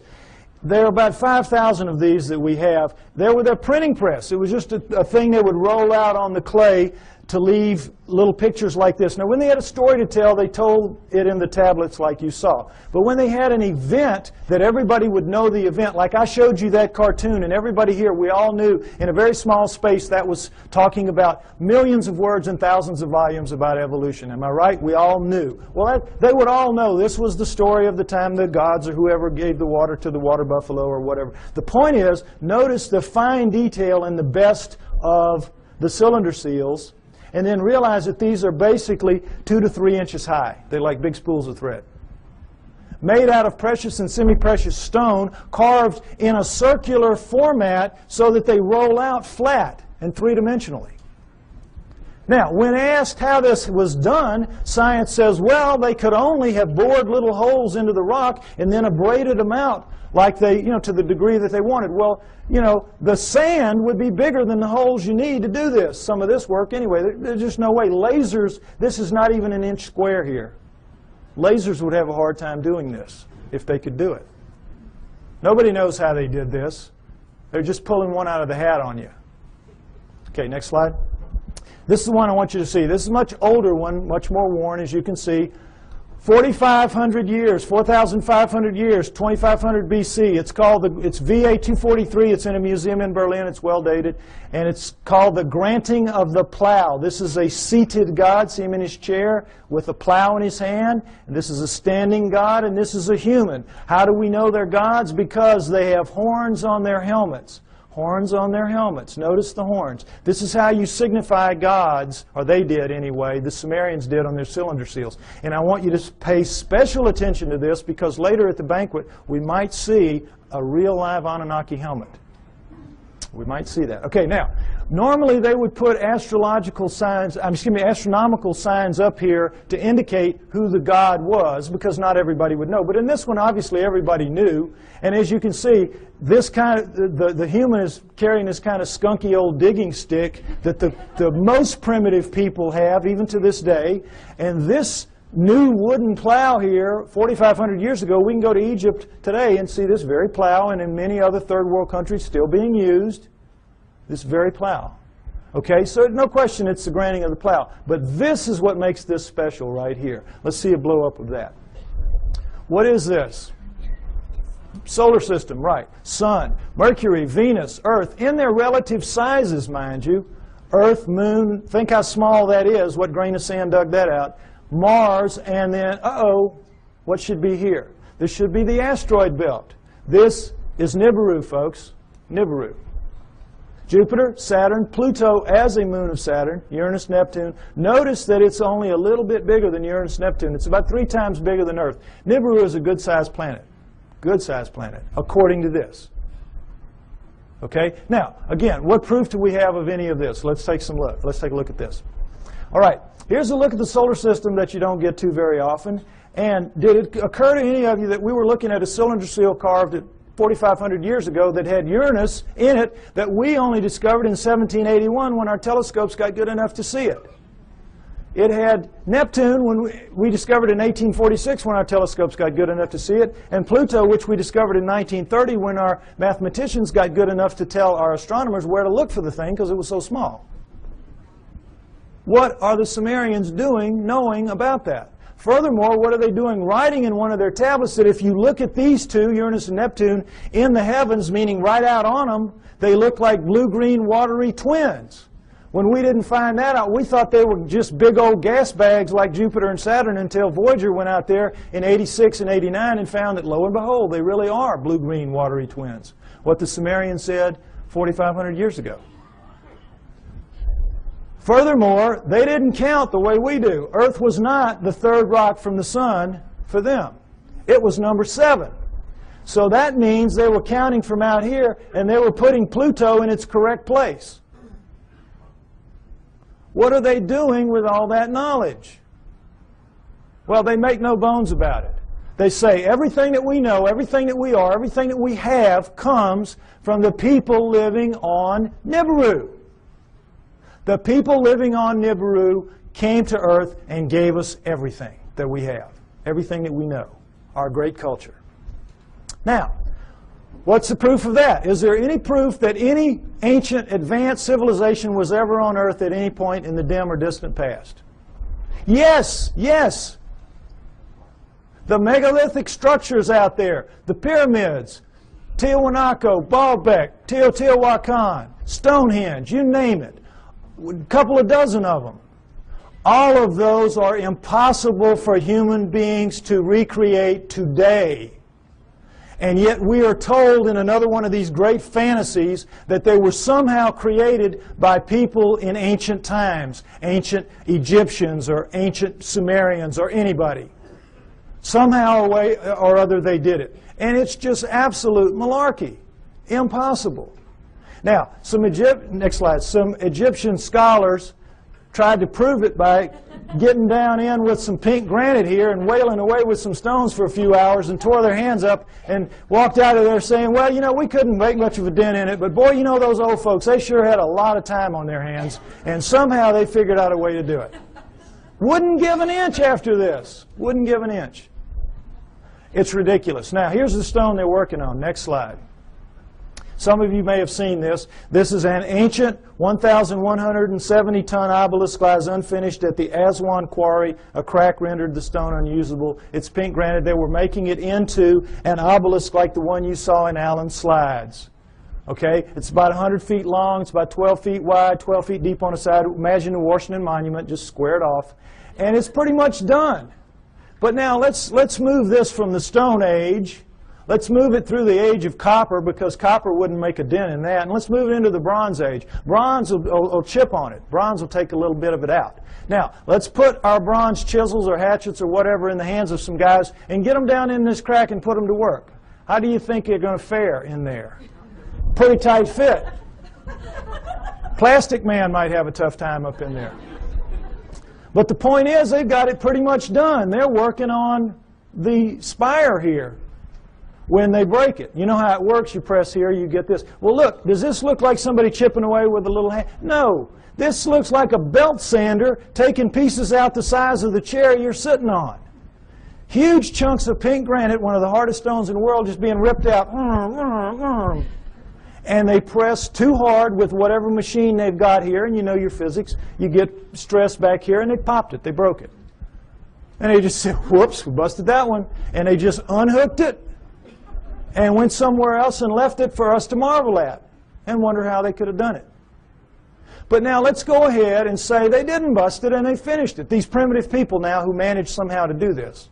They finished it. It's ready to go. The hole, by the way, is about 15 feet deep. That's the top of it up there. But still, what's the first thing they've got to do? Somebody's got to draw straws to get down there with his hatchet and cut it loose from the bottom. Now, who's going to do that with 1,100 tons sitting on top of him? We could not get our best diamond-tipped blades to cut through underneath this thing. The weight would stop the blade. We could not, the operative word here is impossible. We could not get this out of here. And yet they did it time and time and time again. To lift it out, just if we could somehow cut it loose, we would have to take a dozen of our largest movable cranes to wring that hole just to get it up. You're being lied to, folks. That's the main thing you got to understand. You're being lied to. It's absolutely impossible for this one stone. This one stone proves that none of the megaliths were made by those people in that era. And this, again, is not the biggest one. They have them in Baalbek twice that big. Okay? Next slide. All right. What we're told is that the Anunnaki came to Earth for this, gold. mining gold.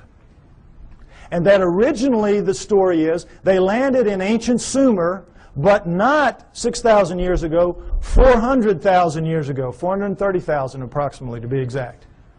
400,000 years ago, they land in modern-day Iraq, and they set up shop in the Tigris-Euphrates Valley, and they call their home away from home, their home away from Nibiru, the Eden. You'll see a poster out there by my thing, Anunnaki over Eden. That's what that means. Because that poster is the Tigris River Valley that the symbol is rising above. That is where it was. That is where Eden was, according to them, and that comes down in the Bible as such. So they set up camp and they placer mined the gold out of those rivers. What do they need gold for? They needed to repair their atmosphere. In their rise to high technology, they had damaged that big, 3 times the size of Earth atmosphere, the same exact way we're damaging ours in our rise to high technology, and they ultimately had to repair it with very fine particulates of gold, like talcum powder, blown up into the stratosphere above it so it would ride above there and act as a reflector and an insulator from cosmic rays, which is, you see that on the masks of astronauts and in the capsule and all that. Gold is a wonderful stopper of cosmic rays. So that's what they had to repair it with. It's what we will have to repair it with. We'll have to do exactly the same thing when the day comes for us to have to face up to what we're doing to our planet. Okay? So they came, they placer mined out of the river, and all that is you put a tray in the water, you let the water sweep over, the water drops the gold into these cloth. Every few weeks you pick it up, and it's real easy. It's the way we do it now when we have the opportunity. But you tap out any stream system, ultimately, and they did. After about 150,000 years, they had tapped it out. And so they decided they were going to split themselves up and go where the mother lode of gold was on the planet Earth, which is what it is today, Southern Africa. So they divided themselves into the upper world, which remained the Eden, and the Abzu, which was the lower world, and you didn't want to go to the lower world because you had to get in the holes and dig the gold. And they didn't like it. So the Anunnaki revolted. They said, we don't want to do this. We want a slave to do this work for us. Plus, it was a hardship duty, mostly men. Why don't you make us some women while you're at it? So that's what they did. They decided to use the creatures of Earth, which would be the hominoids, and I say it would have been the Almas, the likeliest candidate. They took the creatures of Earth to get some of their genetic material to make the new slave better adapted physically to the planet than they were, but the slave would, for the most part, be like themselves. We shall make the Adamu, A-D-A-M-U, which comes down as Adam, and we shall make the Adamu in our own image, after our own likeness, which comes down word for word. And that is what they did. They made their slave inferior models of themselves. That's us, folks. That's us. We're really inferior models of the Anunnaki. And as you saw in the cylinder seal, we look like them. We look like, in their own image, after their own likeness. In all of the cylinder seals, we look just like them. We don't have the horns on our headgear. That's about it. We are them. That's why we're not adapted to this planet. That's why we're so obviously not a part of this planet. We have their bones. We don't have primate bones. We have their muscles. We don't have primate muscles. We have their skin. We don't have primate skin. We have their body pattern, their hair patterns on their body is ours. We have thickest on our front, thinnest on our back. Primates have thick on the back, thin on the front. We have their eyes, their poor night vision eyes. We have their foreheads. We have their brains. That's a key to this. We have their brains. That's why we're not like anything else on this planet. We are them. We are genetically engineered copies of them. Okay, next slide. Let's take a look at how that was done. Human body contains 100 trillion cells. There's a nucleus inside each human cell except red blood cells. Each nucleus contains 46 chromosomes arranged in 23 pairs. One chromosome of every pair is from each parent. The chromosomes are filled with tightly coiled strands of DNA. Genes are segments of DNA that contain instructions to make proteins, the building blocks of life. This is where genetic engineering takes place. Now, we're going to go over it lightly, but it's very important. I want you to understand these things that I'm going to tell you now. Okay, next slide. Don't worry about the details and how they do it. This is what they do. They can open up a cell, our genetic engineers can, our geneticists can. We can open up a cell, open up the nucleus, pull out strands of DNA, and in that strand, 98% of it will be what's called junk DNA. We don't know what it does. If it has a function, we don't know what it is. 2% will be what are called, prosaically enough, the working segments. They work. They do what they're supposed to do. They make the proteins. Now, if you cut in the junk above a working segment and in the junk below and remove it and have done the same with another strand of DNA over here, you can move anything into anything else. It can be animal into plant, plant into animal, fish into fowl. It does not matter because all living things at the most fundamental level are exactly alike. Understand that. We're all made of the same 4 base pairs, the same 20 amino acids. Everything is the same at the most basic level. It's like it's pop beads that are interchangeable. It is almost as if somebody designed it that way so they could just mix and match the parts and make anything they wanted. Isn't it? Something to think about. Okay, but the problem with it from an engineering standpoint is this. You're not cutting with a blade. These are not precise cuts. The blade would have to be a few molecules thick. You're cutting with chemicals. Chemicals. Now, the chemicals can cut pretty accurately, but mistakes are going to happen. Something's going to ooze out where it doesn't belong. Something's going to splash over it where it doesn't belong. Mistakes are going to happen. Inevitable. We know that. We make mistakes all the time. Another problem with genetic engineering is you don't know what you're going to get when you do this. You can't predict. You have to decide what you're going to do. You have to do it. You have to let it express, which is live, and see what you get, and then use that to determine what you do the next time. And of course, the great fear in genetic engineering is somebody's going to make a mistake and create the Andromeda strain that's going to kill us all. A legitimate concern. Although everybody's very careful, and I'm not too worried about it. But mistakes do happen because all of this is so incredibly microscopic. It's out of the nucleus of your cells. Imagine how microscopic it is. But don't try to figure it out. I can't even figure it out. It's really complex. But they do it. Okay, understand that. Now, with that in mind, let's look at some of the proofs that I say indicate very clearly that we are, in fact, what the Sumerians say, a genetically engineered species by the Anunnaki. Next slide. Okay, here we go. The cerebral cortex is the deeply convoluted surface region of a brain that is most strongly linked to intelligence, lower right. It's the stained part out here. If you peel that off of the brain of a rat, it will cover a postage stamp. Peel it off of a monkey, it'll cover a postcard. Peel it off a chimp, it'll cover a sheet of typing paper. Peel it off of us, and it'll cover 4 sheets of typing paper. Now, you can see this is a transition. This is clearly a transformation. Now, there's some weird things about it. These guys are using all they've got. All they've got. We're using 1/2 of 1 page in a very different way than they are using what they have. 1/2 of 1 page. How do we know? We all know. We use about 10% of our brains. We know that from the studies done with idiot savants. You know that. And we know there are thousands of miles of neural network in our heads not being used. We don't know why. We don't know why. I'll tell you why. We shall make the atom who's strong but not too strong, smart but not too smart. They sealed it off genetically at the 10% mark, or wherever it is. We don't know exactly where it is.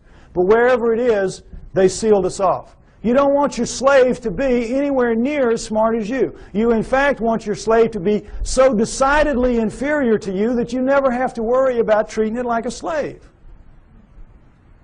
So they engineered us to be really clever to ourselves, but for them, we were smart enough to talk, take instructions, act with a little bit of ingenuity and self-reliance. They could turn things over to us and kind of let us take over and do it. They gave us just enough to be wonderful in our own eyes, but be pond scum relative to them. It's what they did.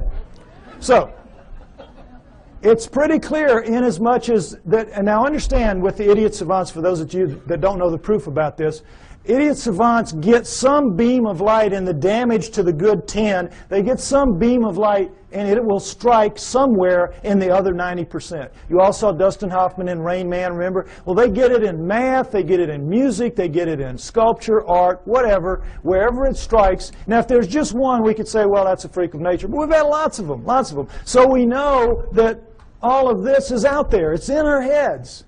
We just can't access it. We just can't use it. But if it wasn't in our heads, it wouldn't be in their heads. So we know that it happened. They have no idea how. Well, I say that the Anunnaki did it deliberately, and that makes sense to me. Next slide. Okay, mitochondrial DNA, late 1980s, you might remember this. In humans, over 99.99% of a cell's DNA is packed into the cell nucleus, with a small amount occurring outside the nucleus in small structures called mitochondria. That's these babies right here. They're about 16,000 base pairs long. Now, when you have a mixing and a mating, the DNA in the nucleus mixes. But with the mitochondrial DNA, it does not. Sperm doesn't have mitochondrial, eggs do. And so females pass it down intact generation after generation. Well, when this was figured out in the 70s, boy, the botanists and the geneticists said, great, now we can go and find out if the split from the common ancestor was closer to 8 million years or closer to 5 million years. Remember that? We're going to now pin it down. It's going to be one or the other. We're going to figure it out. So they went out and they took the mitochondrial DNA of women all around the world, every race, every creed, every culture, every country, and they brought them back to the lab and they started working on them. And when the answers came in the late 1980s, it was not 8 million years ago. It wasn't 5 million years ago. It was way the heck down to 200 to 250,000 years ago, and that's all. We don't exist genetically beyond 200 to 250,000 years. And of course, needless to say, the anthropologists said, you guys are nuts. We've got these skulls showing, these bodies showing, these prehumans showing that we go back millions of years. What's the matter with you? And the geneticists said, we couldn't have been wrong that many times. Impossible. We'll do it again. And they have. They've done it. It always comes out the same. Outside 250,000 years ago. That's it. We're brand spanking new. Brand new on this planet. Now, there's still a lot of people, there's still a lot of people that will not accept that. A lot of people that will not accept that. But it is true, and it is becoming more and more acceptable, for as outrageous as it is. Now, not only do we know when we were created, we know where. Where? Because the oldest of us consistently kept coming in southern Africa. Next slide. And in fact, the cover of Newsweek in 1987 showed that if in fact there was an Adam and Eve, they were black. They would have to have been black. But of course they knew the flack they were going to catch, in the South at least, so they made the blacks look as white as they could. This guy looks almost as white as OJ, doesn't he? But the point is, in trying to have it both ways, they caught it coming and going, because you can imagine the letters to the editor after this issue. But the point is, it tells the truth. The oldest of us do come from southern Africa, and we definitely are 200 to 250,000 years old. And guess what else? That is just what the Sumerians say about us. That the Anunnaki created us around 200 to 250,000 years ago in southern Africa to dig their gold. What a coincidence. What a coincidence. Okay, next slide. Okay, what happens when a creature is born in the wild, severely screwed up physically? What happens to it? Dies, right? Parents will kill it. They will not put that defect into the gene pool. You're looking at the great exception. You're looking at 28 of our most severe genetic defects, but we have 4,000 and counting. 4,000 and counting. Now, we're only 200, 250,000 years old. We shouldn't have one. We've got 4,000 and counting. How did it happen? Cutting and splicing process mistakes. Cutting and splicing, oops, made a mistake. Cutting, splicing, oops, made a mistake. They don't care. They're making a slave. They're not going to fix the mistakes. What do they care if it's 1 in 100 dies from the problems? If it's 1 in 10, they don't care. They're making a mistake. I mean, they're making a slave.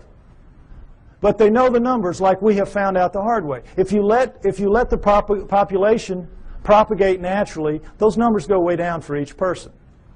Right now, as we sit here, we average about 50 of the 4,000, each of us. And we have a mating with our mate. If we share any of those 50, then each of our offspring will have a 1 in 4 chance of expressing it. That's why you'll get mongoloids in the best of families, mongoloids in the lowest of families, and all around the world. And that's what genetic defects are. In the wild, you will get 2-headed calves and 6-legged goats. That's a sperm-egg misconnect. That's not something that you see steadily on and on. A little gem like spina bifida, which is not going to let you live to adulthood, nor is it going to let you reproduce if you do. What's that doing in a gene pool? It was all put there, folks. Put there. No question. Next slide. Okay, here we go with the chromosome match. It's kind of hard to see, comparison rather. Humans, chimpanzees, gorillas, and orangutans right here. And you see how similar they are. And as we know that between humans and chimpanzees, there's 99% similarity in the DNA and 98% with gorillas. And it's like, oh, well, then that we're just kissing cousins. That's as close as you can be. We're almost the same thing. Well, not really. Because we're talking about a 3 billion base pair genome. 1%, that's 30 million base pairs. That's a couple thousand strands of DNA. If you know what you're doing, that's a lot of change. But also understand that all higher animals, and never say this, share 50% and up. Squirrel, 50% and up. You see, so it isn't quite as astounding as it seems. But what we're looking at here is the Anunnaki have got themselves a real problem. And that problem is this.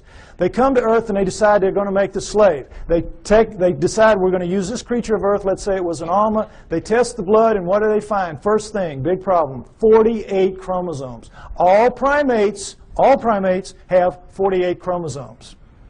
But they, the Anunnaki, have only 46 chromosomes. How do we know that? Because we have 46 chromosomes. We descend from primates, and yet somehow we lose 2 whole chromosomes. That's an awful lot of DNA. And somehow we're so much better than them. Well, they have 68 or something like that relative to them. But we don't. We have 46. So we know this was the result of the genetic engineering, and they had a problem, the Anunnaki did. What could they do? They had to, you know, how it works. There's 24 in sperm and egg, 23 sperm and egg. So you got to get the sperm and the egg to match up, one or the other, 23 or 24. Can you take out a chromosome from the creature of Earth, the 24, and still have a creature of Earth? No. Can you add a chromosome to yourself and still have an Anunnaki? Go up to 24 from 23? No. You got a real problem. It's an insoluble problem. And you need that because you got to get the first hybrid to get in the game of the genetic engineering. You got to get something alive that is a blending of you two to begin to work on it.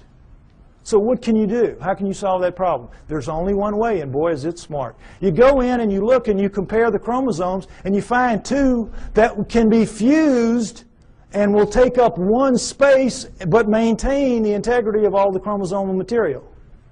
You find a spot where you can fuse 2 to make 1, and now you've got all the material but taken up one place, and now you're ready to rock and roll. You with me?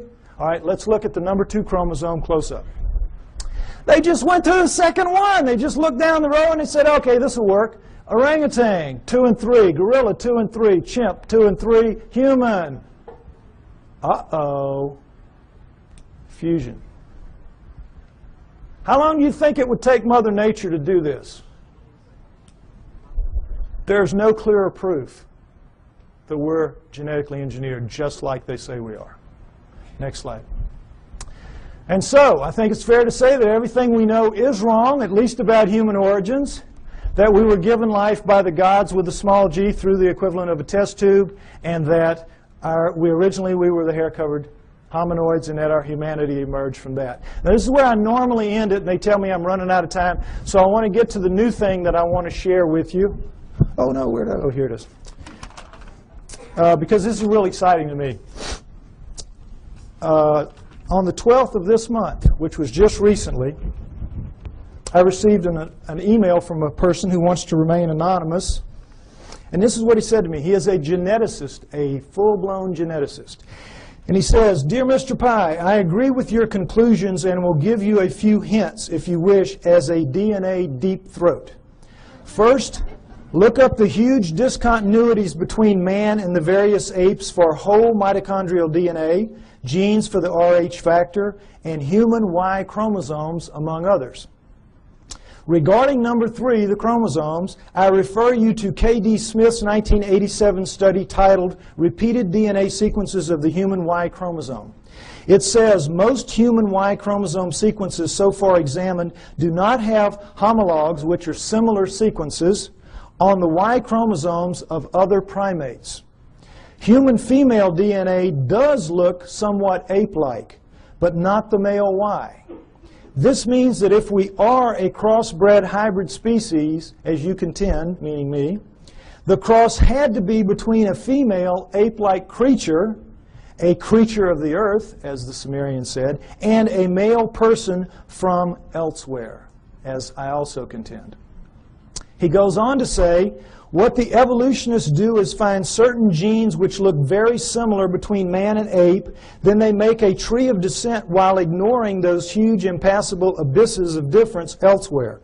Also, by certain methods of DNA dating, one can tell that numerous genes have been recently added to the human genome. If workers in my field were to say such things openly, we would be ostracized, as I also contend, and forced to live in a tent. Any work along these lines would be rejected without any form of appeal. So what can we do? Sincerely, DNA Deep Throat. Now,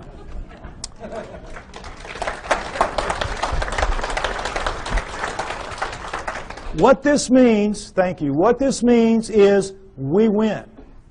We win. Because where one of these came from, more of these are going to come. As my profile rises higher, and I think, frankly, that I'm the only person out here pushing this genetic stuff that you're seeing like this, more of these are going to come my way. We're going to win. You've seen the evidence. Now, right now, we're getting our brains kicked out. We are getting our brains kicked out. That's why we're called the fringe. And the reason is we keep mounting these frontal attacks on the establishments. And every film that we produce, every photograph, every sighting, every testimony, every capture, every encounter that we have, and we throw at them with the best intentions. Our word is truth, is it not? Our word is, it's true. It's true. And their word is what? Liar. Liar. They dress it up. They say, well, you don't know what you're talking about. You don't know what you're seeing. You made a mistake. It was swamp gas, whatever. They're basically standing there and saying, you're just a bunch of liars. We're right and you're wrong. And because it is our word against their word, our word truth, their word liar, their word wins. Day in, day out, year after year. It's very frustrating, is it not? Boy, it just annoys the heck out of me. But what this means is we're going to win in the end. Why? Because the genes say so.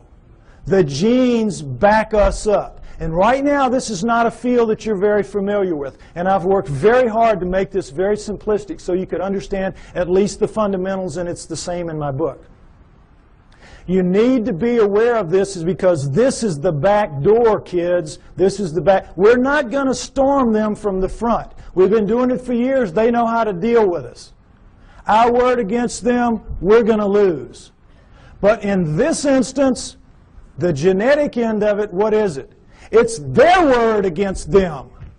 It's their research against them. They're going to lose. We're going to beat them with the genetic evidence. We got to beat them. We will beat them. We know we're right. We know they're wrong. They know they're wrong. They know they're wrong. We just have to get mentally tough and accept that this is a war. This is a fight. This is not, gentlemen, Marquis de Queensberry rules. This is a dog fight. This is a knife fight. And you all have got to get out there and proselytize. You have to familiarize yourself with these basics at least. And instead of throwing things at them that are going to bounce off like BBs off a barn door, you got to start throwing some darts. This stuff will do it. This will do it. We can win. We're going to win. Thank you.